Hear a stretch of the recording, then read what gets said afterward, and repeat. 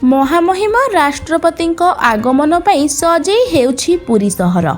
आसंताकाली महामहिम राष्ट्रपति पुरी रे पहुँचे। सेथिपई तालबणिया हेलीपैड पड़िया कार्य द्रुत गति रे चलीथिबा बेले रहिबा पई लोकभावन मध्य सुंदर भावे सजई दिया चलीछि। सेहीपरि आसंता फेब्रुआरी 4 तारिख में महामहिम राष्ट्रपति पंचतीर्थ मध्यरु अन्यतम श्वेतगंगा रे अस्थि विसर्जन करिवे। तेणु श्वेतगंगा को अति सुंदर भाव सौंदर्यीकरण करा जाउछि। राष्ट्रपति आगमन पर केवल पुरीवासी नुहे ओडिशावासी भव्य स्वागत करिसेंती। राष्ट्रपति आगमन को पुरी जिला कांग्रेस कमिटी सभापति इंजीनियर राजेश मिश्र स्वागत करने सहित पंचतीर्थ पर दुख प्रकाश करिसेंती।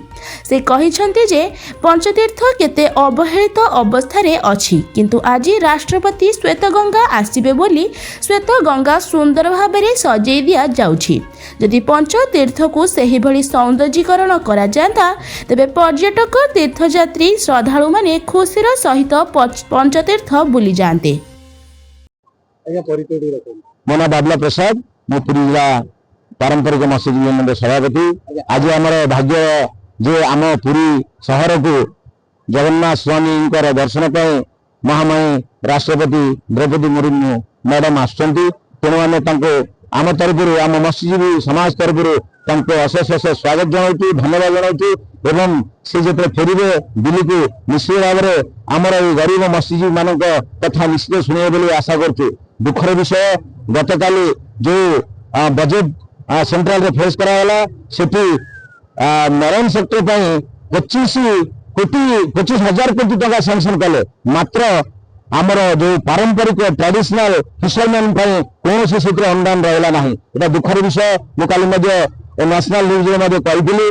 तेणु आशा करी आमर महामहिम राष्ट्रपति या विचार करेंगे, कहीं ओडिशा रे बहुत पारंपरिक मत्स्यजीवी अच्छा से देखते मेकानाइज बोट आमर जो मैंने बिजनेस पर्पज कर जो मैंने कमर्शियल पर्पज कर सहयोग कर आमर पारंपरिक मत्स्यजीवी मान से सुविधा नहीं। आम कल शुणिलु जे मत्स्यजीवी उत्पादन पर जो 5% टैक्स थिला ताकि जीरो करदे, किंतु सेटा करिसेंती मेकानाइज बोट पर। किंतु ट्रेडिशनल बोट रे जब आम कौन जिनस तैयारी कर किणुचु आमको 5% टैक्स देवा पड़ुची। तेणु से ट्रेडिशनल बोट जो गुड़ा जो ट्रेडिशनल फिशरमैन अच्छा उत्पादन उपर से जो टैक्स टाक 0% करने अनुरोध करते। जय जगन्नाथ।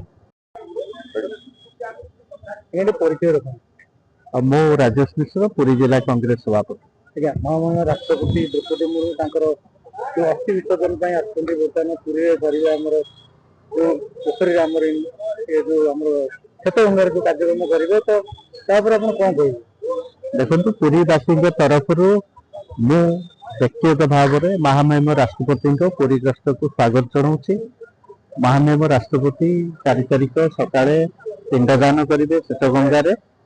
सबुठ बड़ खुशी लगुच महामहिम राष्ट्रपति आसला आसबार प्रोग्राम हैला श्वेतगंगा पुष्करणी जार अवस्था अत्यंत शोचनीय थिला ताहा वर्तमान अति सुंदर भाव में सज्जित होगी एवं लोक मानकर काम आहरी भल भाव में श्वेतगंगा पुष्करणी लगे लोक मान कम। किंतु आधे आउ गोटे कथा मुझे वर्तमान श्वेतगंगा पुष्करणी वर्तमान जमी सुंदर लगुच जे भाया सब प्रकार परिष्कार परिच्छन लगुच। आउ जो 4टी आप पुष्करणी रहा पुरी जो आम पंचक्षेत्र बोली कहू तार भी से भाया से टेक्नोलोजी द्वारा जो टेक्नोलोजी द्वारा वर्तमान श्वेतगंगा पुष्करणी बहुत कम दिन भितर तार पूर्व अवस्था फेरी आई अन्य जो 4टी क्षेत्र अच्छी 4टी पुष्करण अच्छी ताकू भी युद्धकालीन रीति सरकार यहाँ परिष्कार परिच्छन श्वेतगंगा भाया रखा निश्चित भाव में पदक्षेप दिंतु जहाँ पुरीवासी आहरी स्वागत करेंगे यही जिनस। पुरीरू रमेश साहू का रिपोर्ट, संघर्ष टीवी।